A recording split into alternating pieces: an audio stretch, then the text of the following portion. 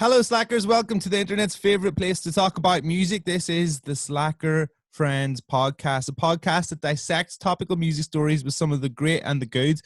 Audio greetings to everyone who is listening on their podcast media, and visual greetings, big waves, to everybody who's watching on the Slacker Phil YouTube channel. Shout outs to our new Slacker Patreons, Brandon Harris, part-time Bob, who joined the Patreon community this week. If you want bonus podcasts, exclusive Slacker content, playlists, me to listen to music, or whatever else, patreon.com/Slacker podcast, and support your favorite content. Okay, so here we are, this week's Slacker Friends podcasts. And our guests, I will give you a musical signifier if you aren't watching this.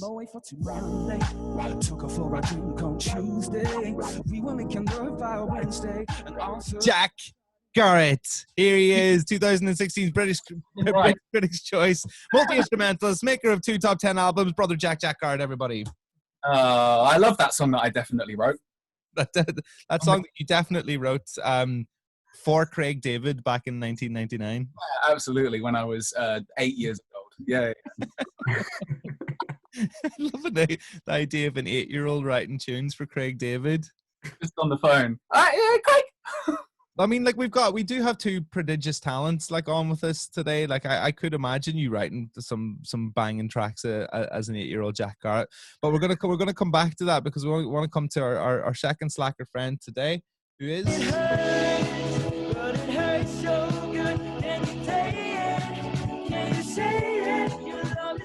I love playing the cover versions because like the artists sit there looking at themselves going, that's definitely my voice, but I don't recognize the track. We have got Norwegian indie dreamboat, 2 EPs deep with a debut album coming in October. Ladies and gentlemen, I give you Soy Pablo, Boy Pablo, EP, Goy Pablo. So many Pablos. Yeah, what's up? How you doing, Boy Pablo? You well? Yeah, I'm good. You? You're very good, very good. Yeah, how's life in Bergen treating you right now?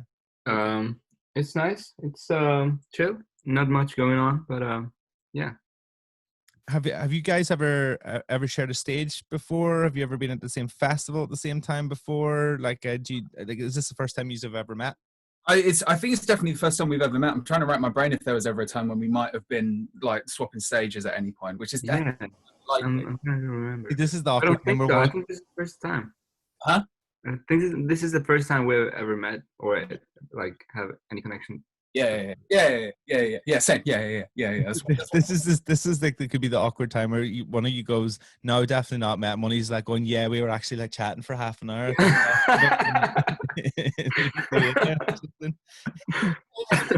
How are you? Are you well today, Jack? Are you still living in the States? Like I remember last time I was talking to you, you were living in the States. Yeah, well, last time I spoke to you was like 4 years ago. So it's true. Yeah. No, I moved back to London, so that's where I am now. In East London, because look at me. Oh yeah, of course. Like you got that sort of hipster bandana on. Moment. That's it. So. Well, we can test you out. Like if you're a proper East Londoner, what is your order at the coffee shop? Black.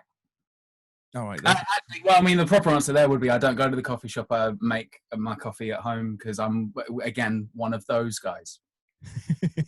I don't support capitalism, so I won't go to the bigger shops. Business. Mr. Boy Pablo, like what are you saying? Like when you go to the coffee shop, what do you order? I bet you're like a mocha guy. I ordered some iced tea because I hate coffee. That's the true answer. That's a great answer. That's so hipster to not like coffee. I'm drinking, like, I couldn't be more of a card carrying Irishman if I tried. I'm drinking a humongous cup of tea out of like an Irish mug, saying it says Irish memories on it. Oh my God! So I've sent you over some questions, and we're gonna jump into the very, very first one right now, which is this.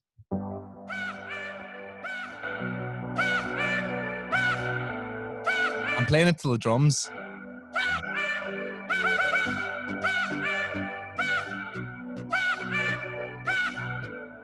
Pick up your sticks.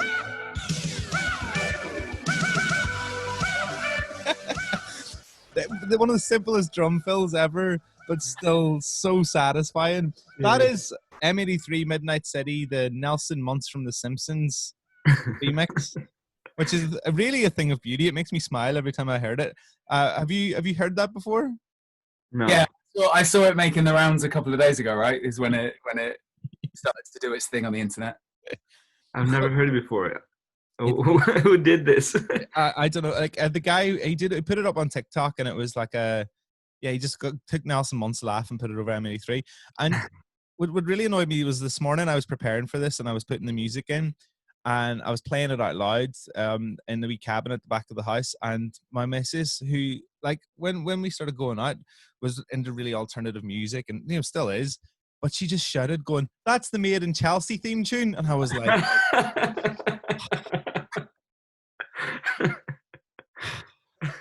so offended. Oh, it's okay to reevaluate your life at any point during it. Yeah. Kind of growth, though. It's okay. Don't worry about it. So the question, I guess, around the TikTok Nelson Muntz M83 mashup is, what is your favorite meme and why? Because I know that you're a fan of a meme, Jack, and I've seen many on you, boy Pablo. Oof. There's so many to choose from. know. So many memes, man. Brilliant. Yeah. We have like my live band. We have like a little chat going on Instagram. It's like literally just memes. So there are so many good memes. So I don't know. I like silly memes though, because like harmless, silly shit. I'm not sure if there are any serious ones. Yeah. My favorite, like the news could take. Suddenly, news just gets reported through me. That would be so sick. I saw this one with I don't remember why I laughed so hard, but it says it says soup dog with a dog in a soup, and I thought it was so funny. Yeah, no, good. A real classic there. Jack, has anybody ever made a meme of you? Of me? Yeah.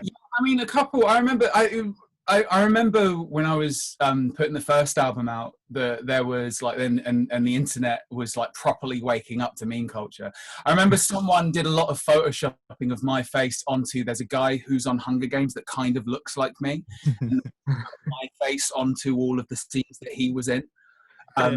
Which I remember was kind of funny. There was someone for a while was obsessed with the fact that my last name sounded like Garratt, and so would Photoshop pictures of Jasper Garratt and me together. Which was so niche. Really niche. Yeah.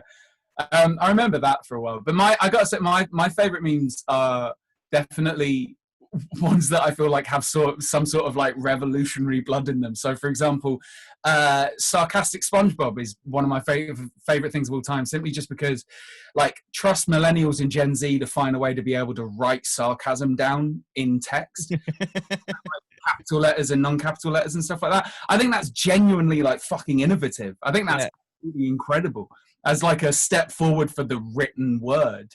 SpongeBob. It's shitting all over semantics. Exactly. That's incredible. For years we've been stagnating with our writing, and finally someone's woken it up. Exactly. Go on, meme culture.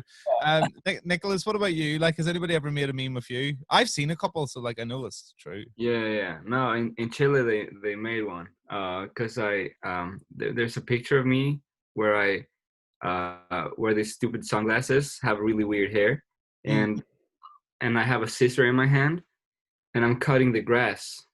Like it was supposed to be done, but someone took that and like made a news picture about it, and he said he changed his name and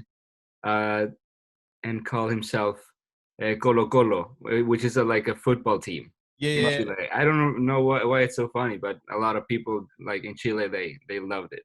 There's one that like actually winds me up. Like my friend keeps sending it to me because I just don't understand it, and he sends it to me like once a week, and it just says it's a picture of a grape with the skin of the grape surgically pulled back, and it just says they did surgery on a grape. Great, And, yeah. and I'm just like going like, I don't know what this is. Like, I don't get it. No, you're overthinking it, mate. They did surgery on a grape. Yeah. No, not you as well. Stop this. They did surgery on a grape. Don't. You're freaking me out. It's too early in the morning, and I was out last night. I'm also a big fan of any meme that my dad sends, because it was definitely one that I was sending to my friends when I was 10 years old. And it's my favorite thing, is being able to have my dad like sending me like funny memes and like boomer humor. And it's stuff that's already circulated the internet for like 20 years. Yeah, it's like one does not simply golf their way into Yeah. or something like that, or like Tay Zonde, whatever, the chocolate rain or something like that. You know, I do feel like, because I was around with like the first memes, I feel like a wall smoth and stuff like that. I feel like such a meme granddad. Like, funny. Imagine someone in 2020 sending you chocolate rain now, seriously, being like,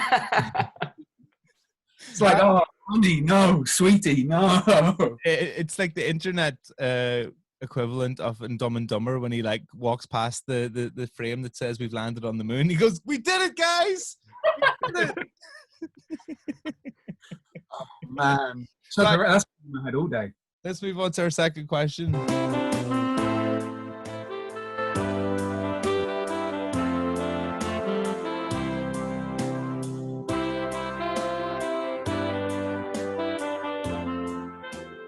Getting around playing music on these without getting the video taken down is proven more difficult by the week. That was a MIDI version of the Beatles' "Let It Be." Bass player, singer, and vegan from the Beatles, Paul McCartney, still uses the same amplifier he bought when he was 14.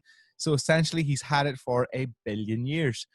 What is the most old and sentimental thing you have, or that you sort of keep with you, or that you like, it's just always there? Nicholas, starting with you. Oh. You want me to put the music back up to have a think? Such a good question. I feel like I'm at a wedding. No, honestly, like I've been thinking about that question, and I really don't. I can't think of anything. Like, if Jack wants to go first, I can. Okay. Well, we'll let Jack take it away first. You're too young to be sentimental. You don't have enough space between you to be sentimental over. How old are you guys? I'm 47. No. 47. I'm also much older than you, Jack. What's yours? I've got quite a few things. I kind of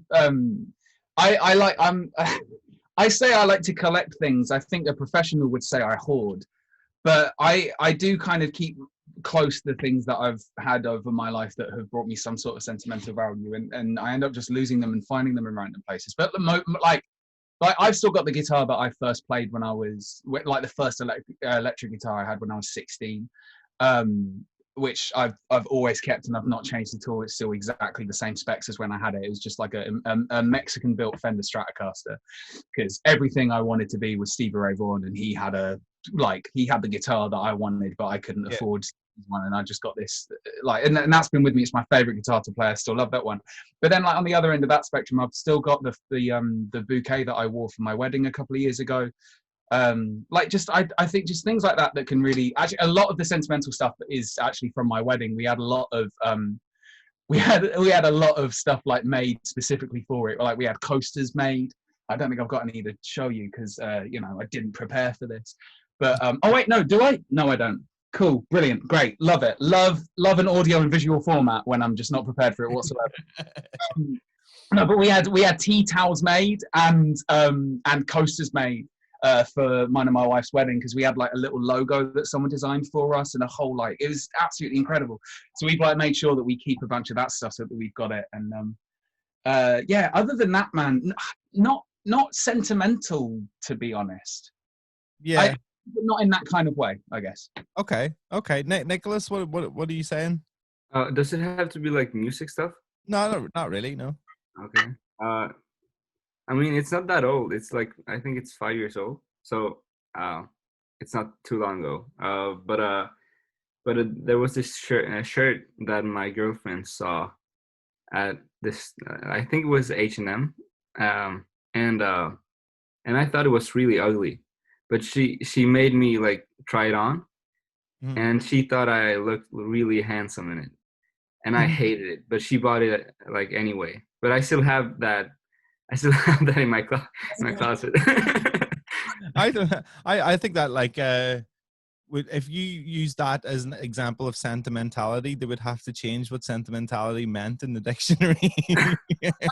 No, but we're still together though. Like 5 years later. But like that sort of like, in spite of that terrible shirt, you guys are still together. That's amazing. Congratulations, guys. Congratulations. Well done. Okay, our third question is this. Hey baby, I'm just about stopping tonight. I'm begging for some action. Sick of sitting around here trying to ride. Who is this singing? Can you tell? In Dancing in the Dark.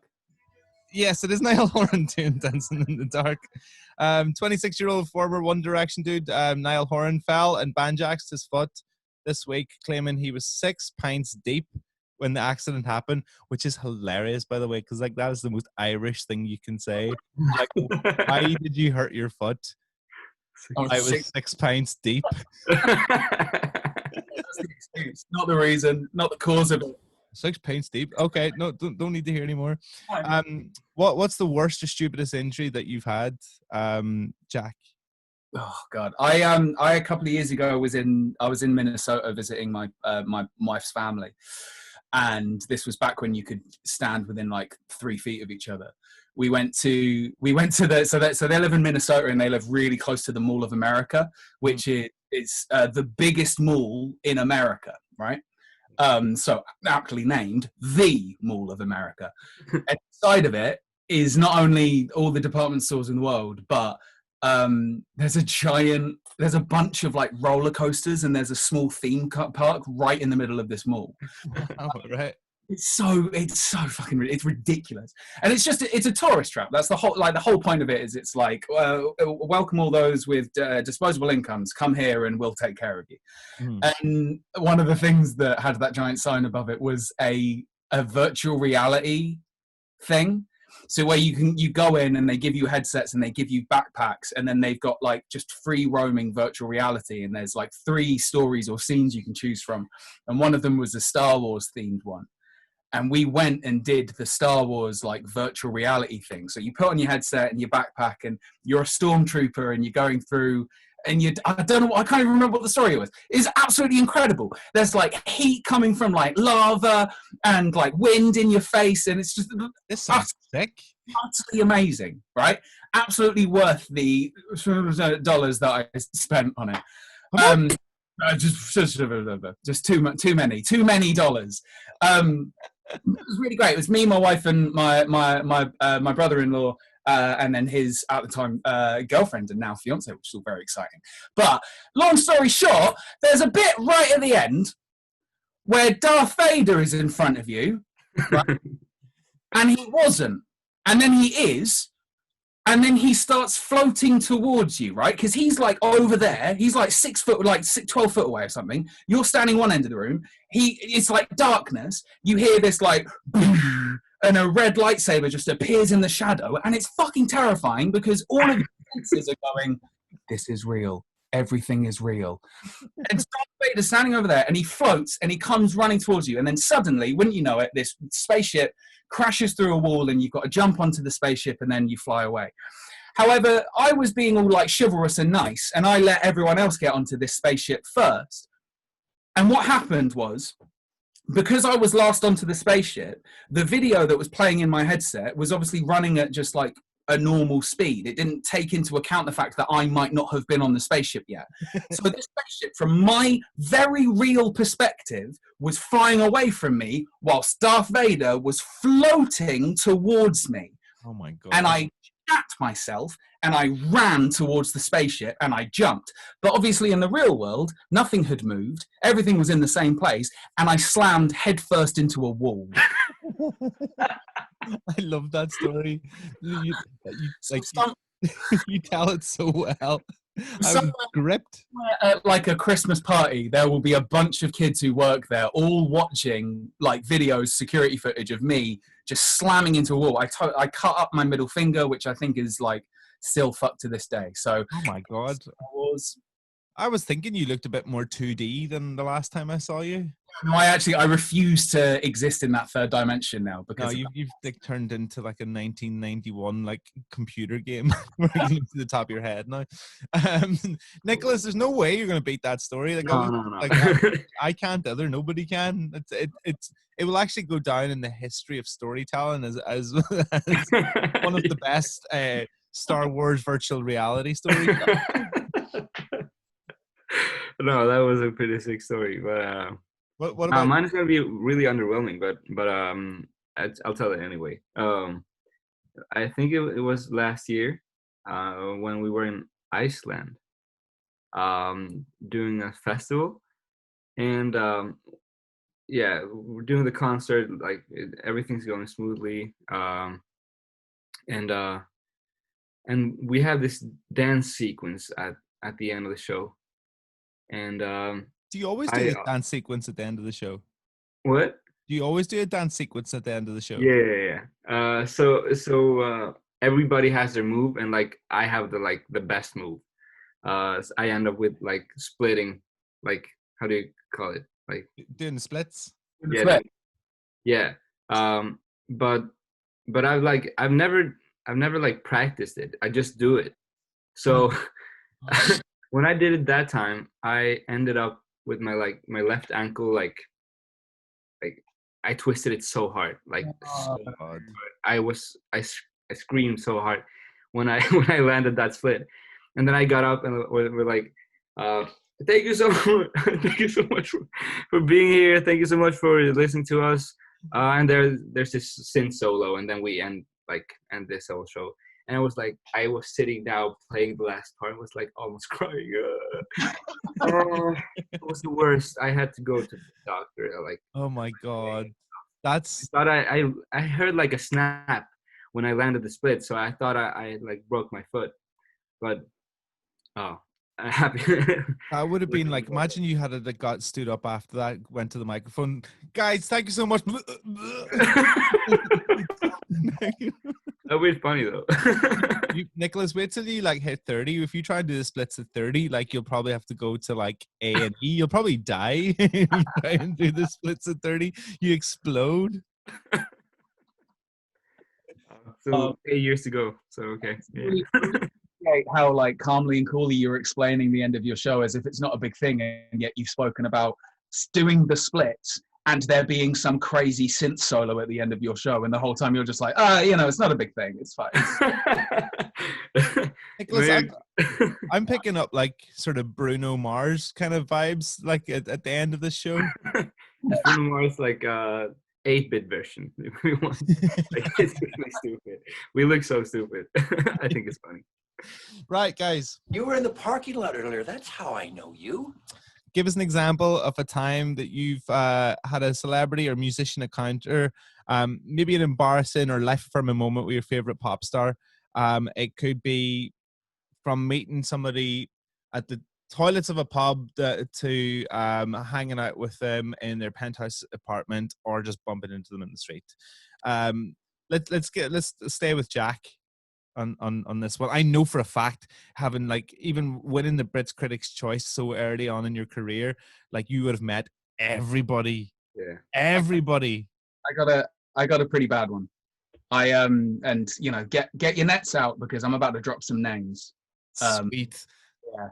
So in like 2014, 2015, I struck up a pretty unlikely friendship with actor Aaron Paul, who played Jesse in Breaking Bad. And Aaron's become a really, really good friend of mine, and his family are really close to me and my wife, Sarah. Whenever we're in LA, we often really try and make sure that we spend time with them. Like, he's become a really, really close friend. But the kind of first like month of our friendship, he had come to see me do some shows when I was in LA, and he invited me to do a private show at his house. And this was obviously a really big deal for me because I was really early in my career. Like, album hadn't come out yet. I don't think the album was even going to come out for like another year at this point. Like, I was very much in the beginning of like the bubbling of my career. But he was telling me that he does these house shows, and the whole point is he wants to create an environment in his home where he can invite his best friends over and show off an artist that he loves. That's the whole point of it. It's a really encouraging environment to be in. It's like the equivalent of like me playing something on my like phone and going, isn't that really good, but not having as much money as Apple. 50 people overlooking like Hollywood Boulevard. but so like I remember him telling me, because obviously I think he enjoyed being able to like amp up and kind of not show off a bit, but I think he noticed I was nervous, and so he fed that nervous energy and made me more nervous because he's insane like that. But I was obviously pretty nervous about the whole thing, and he was like, look, bud, don't worry about it, okay? Like I've sent the most amount of invites for any show that I've done for this show, and I've told them all that you're this really incredible dude that I like. But that's no need to, don't be worried about it. And the only people so far who have said no have been, I think he goes, I've had a few no's back, and it's, like Katy Perry can't make it and Woody Harrelson can't make it. So don't, and Bruno Mars can't make it. Yeah, so don't worry about it. Like, it's all fine. I'm like, those are the people who can't make it. Who are the people who can? Anyway, long story short, I'm at the thing and I'm freaking out because all these people are arriving, and it's people I recognize, but so far nothing that's making me like totally freak out. I'm like, no, this is going to be good. I've got a piano and a guitar, and I'm going to sing some songs. I love doing that. Anyway, I'm standing in this kitchen. I'm talking to my then manager, and I've got a beer in my hand, and my back is facing the door of Aaron's house, and this door is just open. It's like, if you know where he lives and you know what's going on, come in. And I hear this voice, and I immediately recognize it. My eyes widen, and I stare at my manager who's in front of me, and he can see the door over my shoulder. And I hear Aaron respond to this voice at the door, and he goes, buddy, hey, come in. And I stare at my manager looking for confirmation that it just isn't who I think it is. And he shyly looks at his drink and turns away because he knows how important this is about to be for me, because the guy who walked through the door is A, one of the biggest pop stars in the world, and B, one of the main reasons I started to be a performer and a musician. And it was Justin Timberlake and his then very pregnant wife, Jessica Alba. So they ended up actually having the baby a few days later. I'm calling it Jack. No, I did try. No, but the story is awkward because what happened was I did the performance and it went really well. The first song I did was an old song I used to play a lot called I Couldn't Want You Anyway. And at the end of it, the first person who applauded was Justin, and he like made a big deal about it. Like, it was this huge thing. And afterwards I went and I chatted to him and ended up getting his phone number. But wow. The awkward thing was like, I remember I used to do a bit in that set where I would do a cover of You Should Let Me Love You, Mario, and I would always do the cover and then end it by singing the middle eight of that song as a duet between Michael McDonald and Michael Jackson, because I think it's some of the finest middle eight writing, and it's like a Michael McDonald song or Michael Jackson song. Yeah. And I do it as a duet between those two.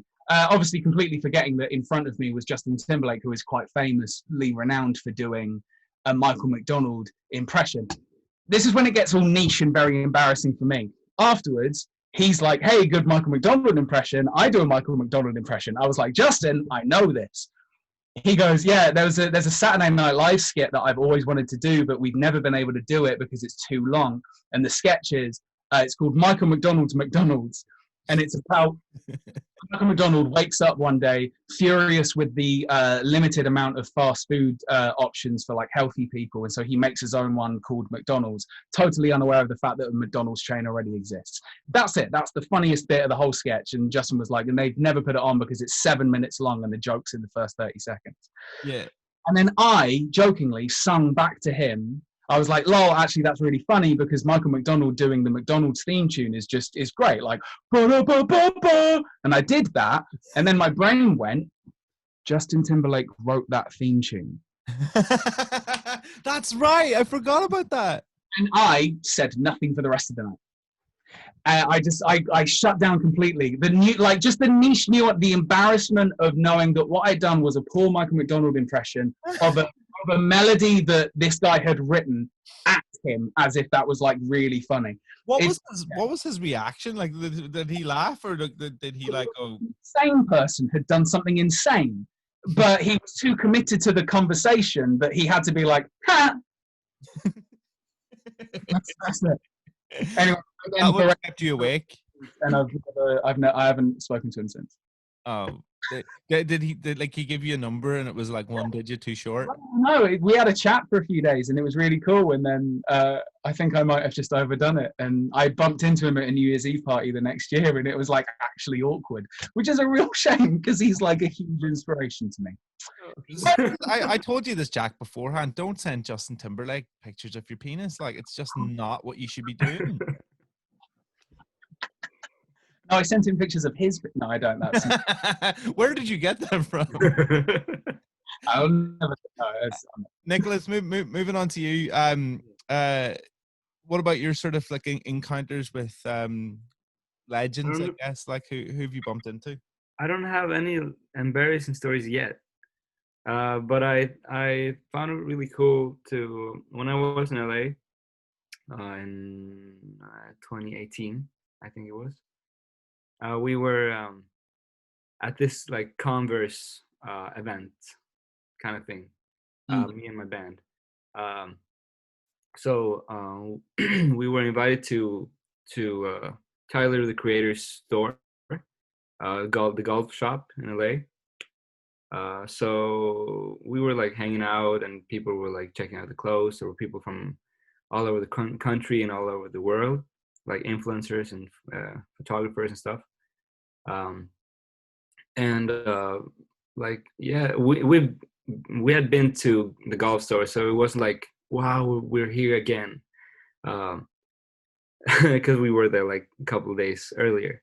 But on the way out, I was like, I was trying to find something to buy for my girlfriend, and found the sweater, and I was the last guy out from the store.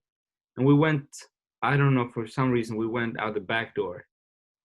And they were like, everybody was talking, what if Tyler's here? What if Tyler's here? And maybe he's in the back, maybe he's in his car or in the parking lot or something. And was like, if he's not in the store, he's not going to be here. But I was walking out. I'm a huge fan of Tyler, the Creator. Walking out the back door, and suddenly I felt this, like, I don't know, like this like poof of air, like, because Tyler was shooting at me with like this gun that shoots air. I don't know what it's called. I was like, what the heck? Who is doing this? I looked and was like, holy shit, freaking Tyler. And when we stopped to look at each other, it was like, I was like super starstruck. It was like, oh, this kid has some cool stuff. I was like, wow, he knows me. That's crazy. I didn't know that he knew who I was. And had he heard your music? Yeah. Wow. So that was kind of crazy to me. And then I was like, yeah, we have to go and stuff. And then I asked, can I take a picture with you? And my manager was standing right next to me. It was like, he doesn't take pictures with people anymore. But I asked anyway, and was like, okay. And then I got a picture with him. So it was, yeah, I was like hugging him and stuff. So man, you won. Yeah, it was really cozy and really nice. Yeah, no, good, man. I've got a similar story about Tyler the Creator to that one, but he didn't like me as much as he liked you. Tyler the Creator, before he got banned to come into the UK, he did a press trip, and he hates doing press, and he hates doing interviews, and he hates journalists, and he hates radio hosts. So like, basically, I am the bane of his life.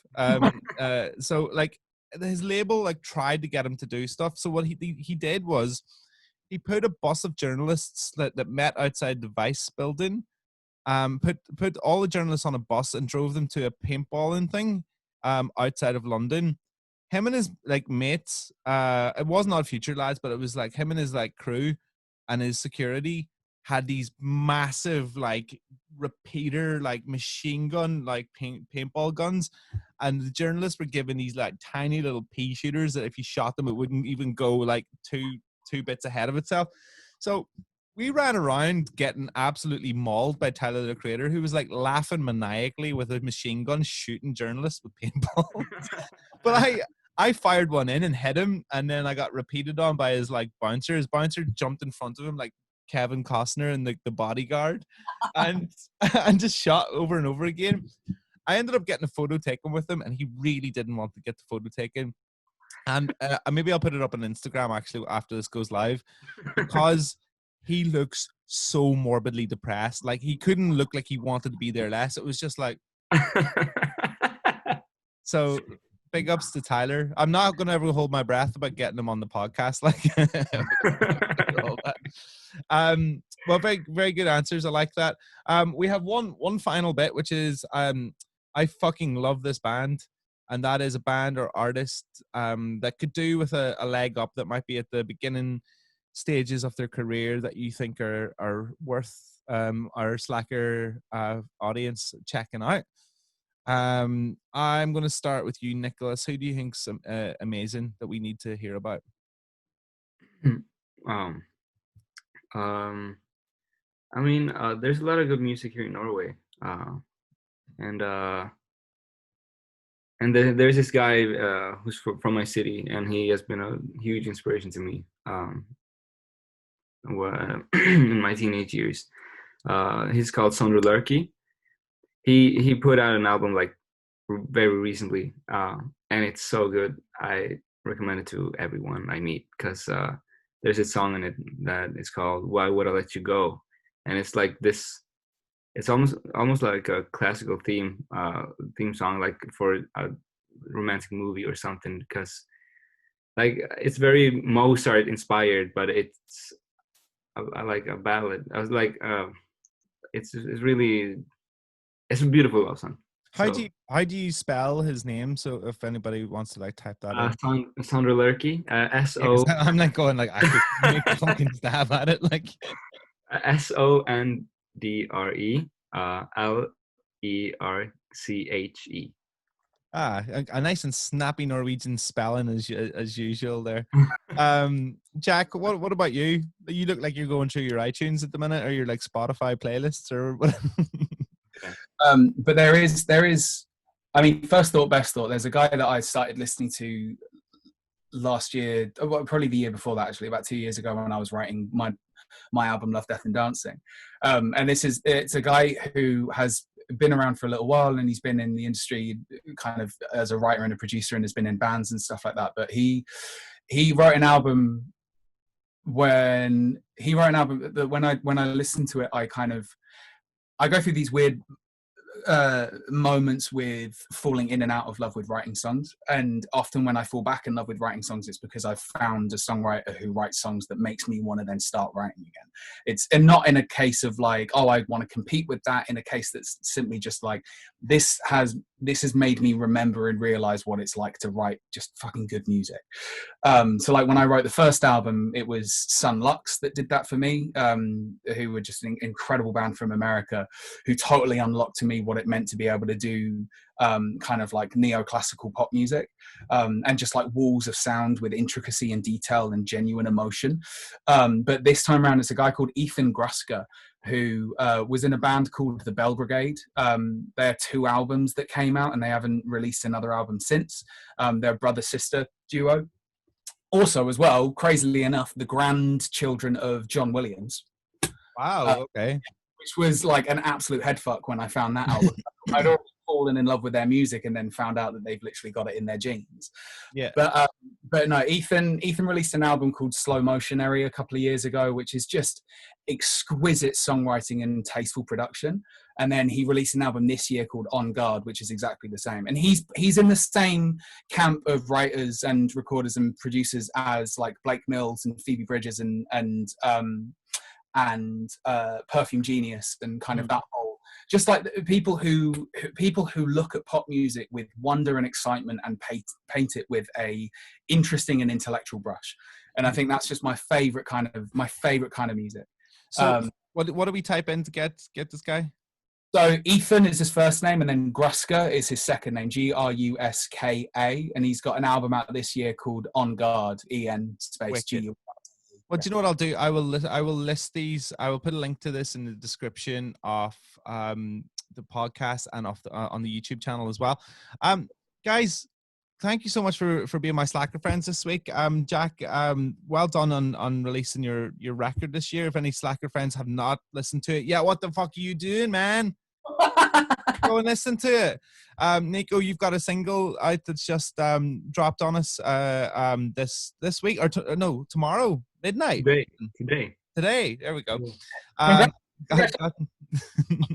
And your debut album's coming out in October. Yeah, that's right. 23rd. Happy days, man. Happy days. The world needs good music, and I've got two incredible writers here today. So we were blessed on this episode of Slacker Friends, guys. Thank you so much. Thank you so much, man. Thanks for having us, man. Thank you.